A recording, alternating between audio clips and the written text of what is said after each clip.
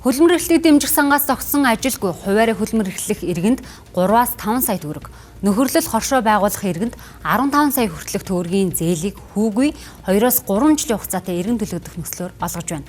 Хамгийн гол нь зээл хүсэгч иргэн нь ажлын байр нэмэгдүүлэх, үйлдвэрлэл үйлчилгээгээ өргөжүүлэх төслөө бичиж харьяа дүүргийнхээ хөлбөмбөрийн эрхлэлтэд хүргүүлэх ёстой юм байна. За хөлбөмбөр эрхлэлийг дэмжих сан маань орлогын их үүсвэр нь бол улсын төсөв биш. Энэ маань гадны ажиллах хүчний төлбөрөөс бүрдэн нэгдүгээрт, хоёрдугаарт хөгжлийн бэрхшээлтэй иргэнийг ажилуулаагүй аж ахуй нэгжийн шимтгэлээс бүрддэг юм сан байна.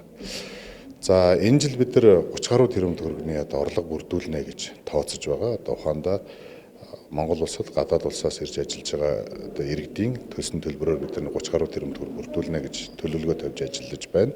За өнгөрсөн онуудад бол бид нар энэ төлөвлөгөөг дагуулan биелүүлж байсан.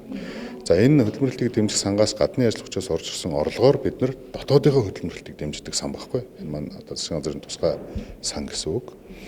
За энэ хөдөлмөр эрхлэлийг дэмжих хүрээнд бид нар зөвхөн одоо ахмадууд биш. Бүхий л иргэдэд энэ сангаас хөнгөлөлтөө хүүтэй, хүүгүү одоо богино урт хугацааны одоо зээлүүд аваад ажлын байрыг бий болгох. Нэг бол ажлын байраа хэвээр нь хадгалах зорилготой. 2025 онд бид нар 4400 орчим иргэнд энэ зээлийг олгосон байдаг. За хэрэгжилт бол маш сайн. Иргэн төлөлд маш сайн. За энэ жил бид нар 17 тэрбум төгрөгийг 3300 орчим хүнд олгоно гэсэн төлөвлөгөө тавьж ажиллаж байна. За эхнээсээ одоо хүсэлтүүд ирж байгаа.